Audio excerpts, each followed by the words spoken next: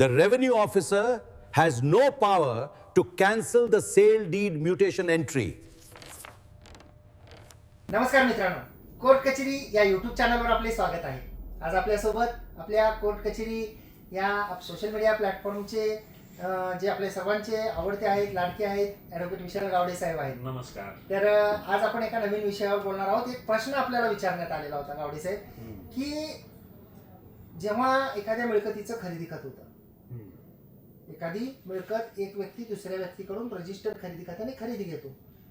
ते खरेदी घेतल्यानंतर मिळकतीचं किंमत दिली जाते, त्या मिळकतीची मालकी कब्जा खरेदी घेणाऱ्याला मिळतो.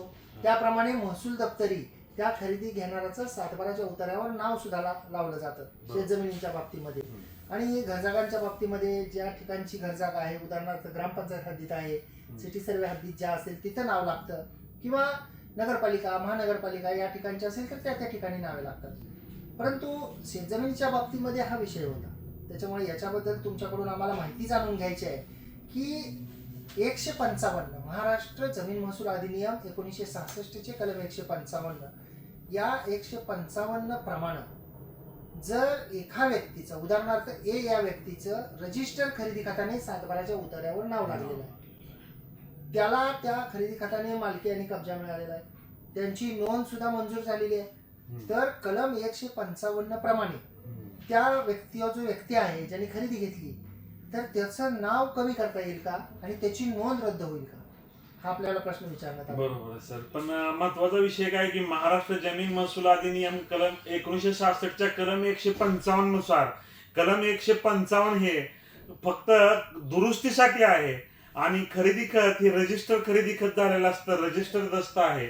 आणि रजिस्टर दस्ताला चॅलेंज करण्याचा 155 मध्ये तरतूद नसल्या कारणानं कलम 155 नुसार ते खरेदी खत आपल्याला रद्द करता येणार नाही माननीय महसूल अधिकारी. आणि जसं की टायटल डिस्प्यूट जर असतील, दोन व्यक्तींमध्ये जर मालकीचे वाद असतील तर ते मालकीचे वाद सुद्धा जे आहेत ते महसूल अधिकारी यांना सोडवता येत नाही. Whenever there is a title dispute त्याला दिवाणी कोर्ट आहे.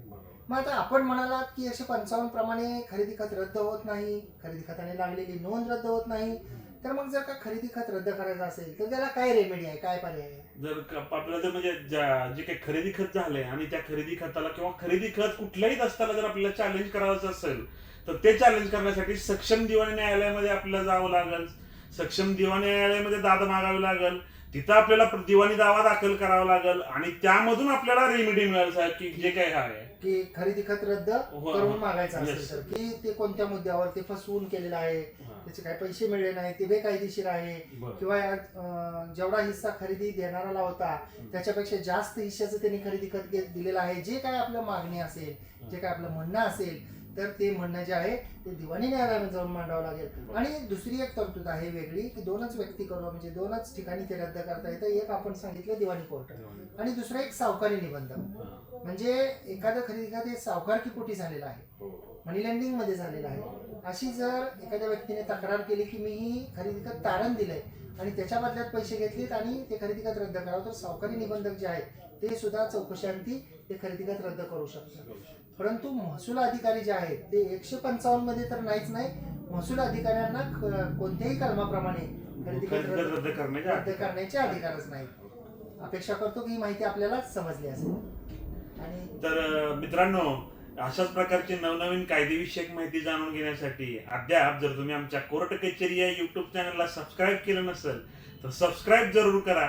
त्यासोबतच या व्हिडिओला नाईक साहेबांनी जसं सांगितलं त्याप्रमाणे जे हाईटचं बटन येतंय त्या हाईटच्या बटनाला क्लिक करून तुम्ही आम्हाला जास्तीत जास्त सपोर्ट करावा.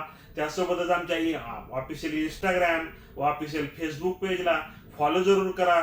धन्यवाद.